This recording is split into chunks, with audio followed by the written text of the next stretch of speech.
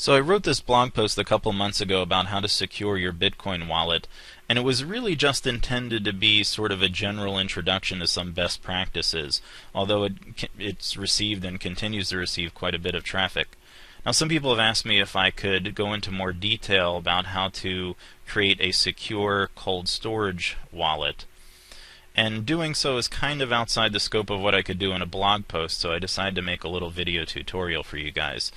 Now, as I mentioned in this post, the most secure way to create a cold storage wallet is to use a second computer. If you have a second computer that you're committed to keeping offline permanently, never reconnected to the internet, you could just generate your keys on that computer and then send your bitcoins over to those addresses, and as long as you never reconnect that computer to the internet, it should be impossible for an attacker to steal your bitcoins. Unfortunately, if you're like most people, you don't have access to a second computer that you can keep offline.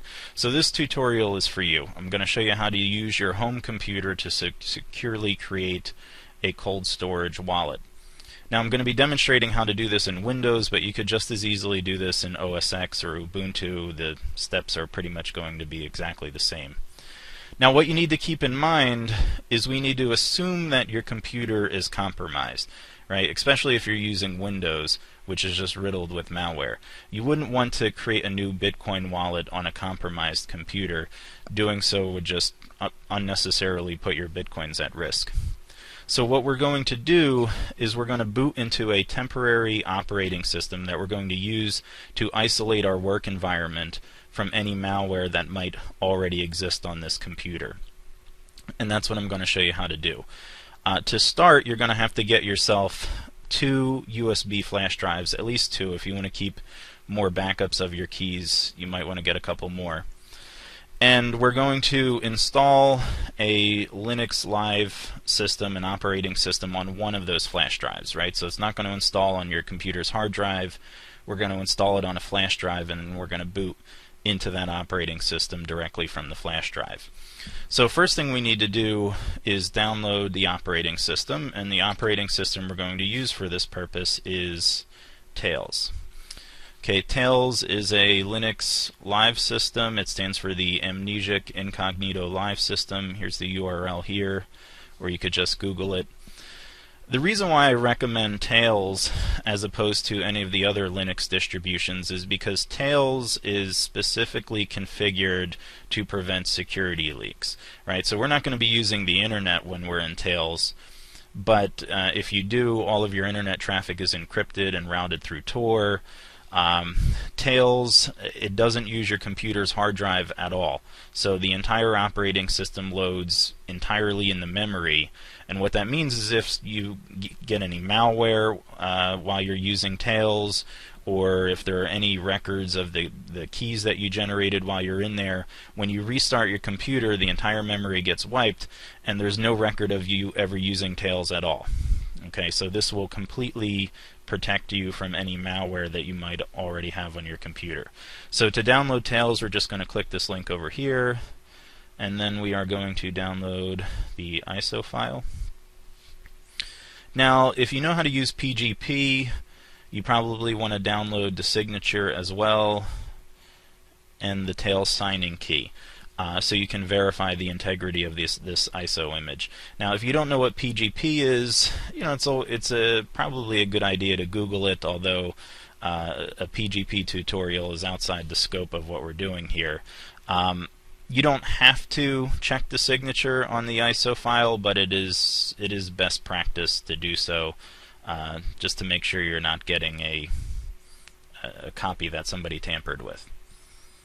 Okay, I'm going to actually cancel this download. This download is going to take a while, and I already have a copy of it here on my hard drive.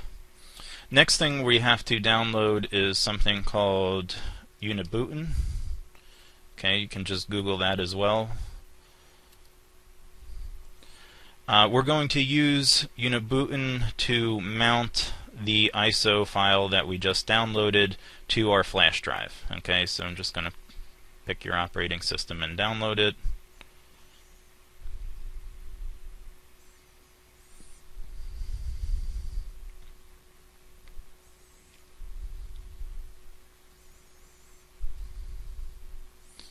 Okay, and there it is. So these are the two things that we're going to need to load our operating system onto this flash drive. Now, before we do that, we are going to want to format our flash drive. So you're going to come over here, just pick your drive, right-click, hit Format.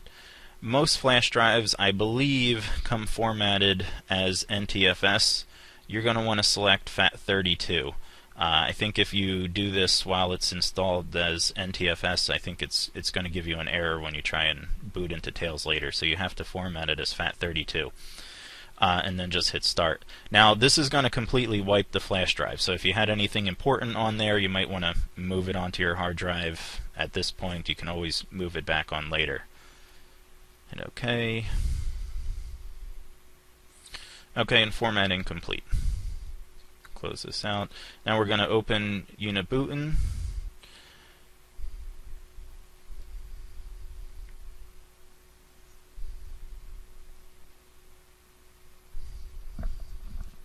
Okay, there it is.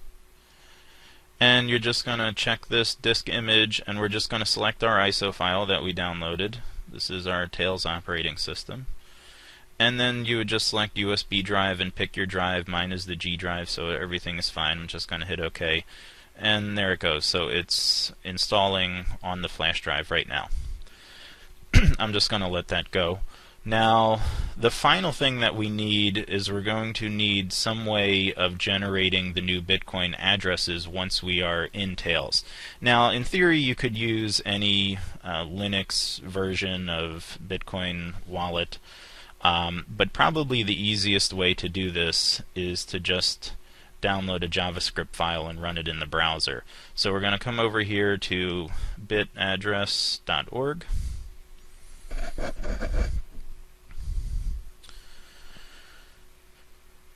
Okay, now the thing to keep in mind, if you're ever using a browser to generate Bitcoin addresses, you don't just want to generate the addresses in the browser, right? That's a really insecure way of going about doing it. Instead, we're going to download the source code for this web page. We're going to come over here to this link down here for the GitHub repository. We're going to click this download zip file.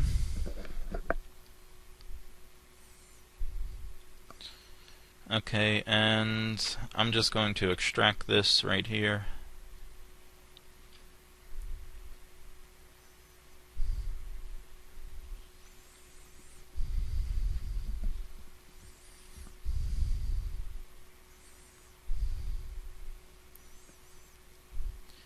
Now, the only file you need out of this group is this one right here, the bitaddress.org HTML file. So at this point, I don't have a second flash drive to demonstrate with, but if you have your second flash drive handy, stick that flash drive into your computer and just drag and drop this file into your flash drive. Okay, and then we're gonna, when we get back into Tails, we're gonna load this in a browser and use it to generate our Bitcoin address. Now, let's see, is Unibootin done? No, not yet. Okay, now just like with the Tails ISO file, you can also check the signature. If you have PGP, you can check the signature on the bit address HTML file. You have his PGP key here, and there's also this version history. The version history is signed, so you could check the signature on this, and then the way that you actually would check the signature on the HTML file that you download is you would hash it with SHA-1 and just check it compared to the hash right here. Okay, how are we coming along here? Almost.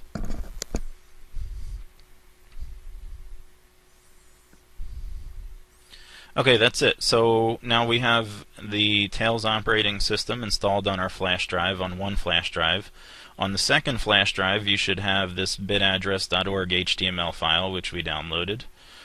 And what we're going to do now is we are going to boot into Tails. Now, I'm not going to be able to keep recording while my computer restarts, so I'm going to have to restart the recording once we're in Tails. But before we do that, at this point you should probably go turn off your router. If you're using Wi-Fi, just go turn your router off. If you have a computer plugged into the internet, just unplug the cable. We're not going to need the internet at this point, and you don't want to be connected to the internet when we go into Tails anyway. We're just going to generate the new addresses completely offline. Now, you're just going to restart your computer like normal, and you're going to insert the Tails flash drive that we just created, the flash drive that has Tails installed on it. And the very first screen when your computer restarts, it's that weird looking screen. Mine shows like a Dell logo or something like that. It'll say F2 for setup and F12 for boot options. So just keep tapping F12. Just keep tapping it until a little menu comes up and it'll ask you, what do you want to boot from? Do you want to boot from a DVD, a USB drive? Select boot from USB, and Tails will do the rest. It'll boot entirely into that operating system. Okay, so that's what I'm going to do now, and I'm going to pause the recording, and I will see you back in Tails. Okay, so welcome back. Here we are in Tails. Now we're going to go ahead and generate our Bitcoin addresses while we're in here. So we're going to click on Computer, and then you should have your USB stick with the bit address file on it. Just click on that. And then here's the file. You can just go ahead and double click this and it should open in Iceweasel browser. Okay, and there you go. Alright, so we're going to click on Paper Wallet.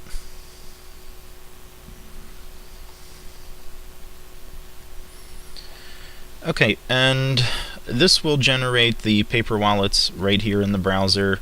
You can see you got the Bitcoin address on the left-hand side and the private key on the right. Now, the only thing about the way this is formatted right here is that the private key is just sitting on the paper wallet in plain text, right? So if someone were to discover your stash of paper wallets, they could easily just steal your Bitcoin. So instead, what we are going to do is we are going to print these out using a BIP38 encrypted private key. Alright, so we're going to check off BIP38 encrypt, and then we're going to select a passphrase. Now, you want this passphrase to be very, very long and random, so that it's difficult to brute force, right? If you're using normal letters and characters, maybe 14, 15 different characters. I'm just going to go with a default password here just to demonstrate. Now, how many paper wallets do you want to print out? I would suggest you probably shouldn't just print out one. And the reason for that is you don't want to send all of your Bitcoins to a single address. Because let's just say you own 100 Bitcoins, right? That's over $100,000. If let's say you just wanted to spend one Bitcoin, well, just to spend that one Bitcoin, you have to remove the entire amount from cold storage and import it into a hot wallet, putting your funds at risk, just to spend that one Bitcoin. So a better way of going about doing it would be to maybe generate 10 Bitcoin addresses and split up your funds between them, maybe 20, right? Maybe you want to do 5 Bitcoins on each address. It's really up to you, but it would be much better to do that than to put them all in a single paper wallet. Okay, so then you're just going to want to go and click on Generate.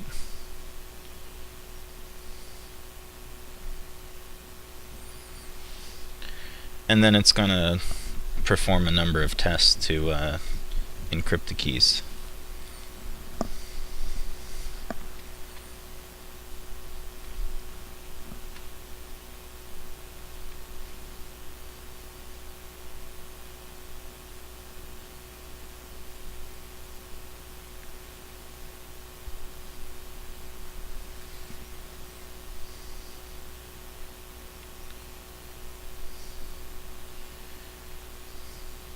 Okay, and there you go, and you'll see that the paper wallets turned blue. This is because they're now encrypted, right? And you'll see that the private key over here on the right hand side, it now begins with the number 6, right? So any private key that begins with a 6 is an encrypted private key. If you were going to import this private key, or import your cold storage addresses back into a wallet, most wallets will allow you to import a BIP38 private key. When you just copy and paste the key into the wallet, it'll prompt you for your password. So whatever passphrase you entered, you would just enter it at that point. Now, I say most wallets support the BIP38. It's probably not all of them at this point, but BIP38, it stands for Bitcoin Improvement Proposal. This is sort of a standard that has been developed, so I expect if all wallets don't support it right now, at some point in the future they will. Alright, so we're just going to click print here. Now, because we are in Tails, you don't have any printer drivers installed or anything like that. We're not going to be able to print directly from Tails. So instead, you're just going to click Print to File, and this is going to save it as a PDF. Okay, and you're just going to save it in your USB stick. And then when you click Print, it'll just save it.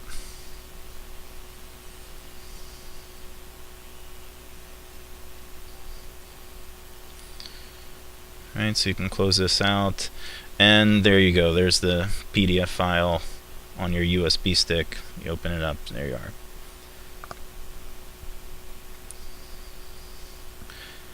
Okay, so what we're going to do now is we are going to restart back into Windows, and we're going to print out this PDF file. But we're not going to reconnect to the internet just yet, so your router should be off right now. When you restart into Windows, just keep it off and we'll reconnect later on. Okay, so to restart, you're just going to go click on this little icon in the top right over here and just hit reboot, and I'll do that and I'll see you back in Windows. Here we are back in our regular operating system. Notice we still haven't reconnected to the internet. We're not going to do that just yet. And the final thing we have to do is just print out the paper wallets that we created. Okay, should be right there on our flash drive, and there they are. So you're just going to click print. Now, if you typically connect to your printer through your Wi-Fi, that is, you use wireless printing, I'm going to recommend for this purpose that you connect to your printer with a USB cable rather than fiddling around with the Wi-Fi. And the reason for that is you don't want to connect to the internet and give an attacker the opportunity to snag this file. Okay, your private keys are encrypted, so unless they can get your password, they still shouldn't be able to spend your bitcoins, but you don't want to give them the opportunity to try to brute force your password. Okay, so just connect with a regular USB cable. After you print out this file, you're going to want to store your paper wallets in some way that protects them from moisture or from getting wet, so you might want to throw them in a plastic bag, or maybe laminate them, or whatever else you come up with. Okay. Now, you're also going to want to copy your Bitcoin addresses down somewhere. So you can copy them like this. It's kind of a little awkward. Or you could use the QR code. And just throw those Bitcoin addresses in a file, maybe store it on your desktop. That way you have them handy when you go to send the Bitcoins from your hot wallet to these paper wallets later on. Okay. Notice you're still going to have this PDF file on your USB drive, and I'm going to recommend keeping it there as a backup. Okay, so if anything happens to the paper wallets that you print out, you still have your flash drive as a backup. And again, you could use multiple flash drives here. If you wanted more than one backup, just copy this file to the other flash drives. Now, if someone does access your flash drives, they can open this file and they can at least know that you've got bitcoins on it. They won't be able to spend them because the keys are encrypted, but if you wanted to make it so that that there was no way to tell that this was a Bitcoin related file, you could just encrypt it, right? You could use AES, you could encrypt it with your PGP key, you could even use TrueCrypt to create a hidden volume on this flash drive and then just drag this file into the hidden volume, and then no one would even know that there's anything on those flash drives at all. But that's up to you. You can decide level of encryption you want to use. If you don't encrypt it, that's fine as well, because your private keys are already encrypted. So again, that's up to you. The last thing you have to do here before reconnecting to the internet is, obviously, you're going to remove your flash drive. Okay. And you're just going to restart one last time. And that's just to wipe your computer, wipe the memory of anything that might be saved in it. And then when you get back into Windows after it reboots, then you can go ahead and reconnect to the internet. Now, before you send your Bitcoins to the paper wallets that you just generated, go ahead and put the paper wallets in whatever place you're going to be storing them. So if you're going to be storing them in a safe deposit box, go put them in the safe deposit box first before sending the Bitcoins to those addresses. Right? You're not going to want to be driving down the street with tens of thousands of dollars worth of Bitcoin on you. Okay? So put the empty paper wallets in the safe deposit box first, and then when you get back to your computer, send the Bitcoins to those addresses. Okay, so that's it. That's how to create a secure cold storage address on your home computer. If you do it this way using the Tails operating system, you can be reasonably sure that you've created it securely, and no one should be able to steal your Bitcoins. If you have any questions, I'm going to put my email in the description. Feel free to shoot me an email. Thanks.